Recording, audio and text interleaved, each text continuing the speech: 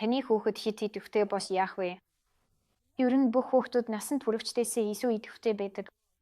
Гэхдээ заримдаа хүүхэд тодорхой хязгаарыг давж түүний мэдрэмжийн тогтцооны онцлогоос шалтгаалж нь тайвширч чадахгүй нь эсэрхий болдог.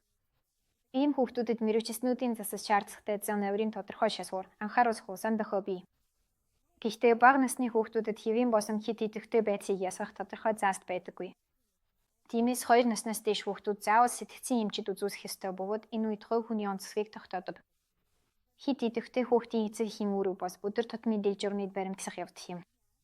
Урьдчилан төсөлсөн мөс гисцэн мөс нь хүүхдийн мэдрэмжийн тогтцоог тогтвортой байсаж аюулгүй байдлын мэдрэмжийг бий болгодог.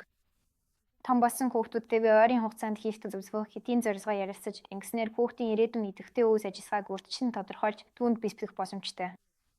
Хэд идэвхтэй хүүхдүүдийн хувьд өдөр тутмын амьдралд зам үйл явцаас мөн зөвшөөрөгдөх хязгаарыг тодорхой тогтоох нь маш чухал. Өөрөө физиологийн журам баясгамжтай төсөвлөгөө зан үйлс зөвшөөрөгдөх хязгаар нь тэдний мэдрэмжийн тогтцоог хэд ачаасаас хамгаална.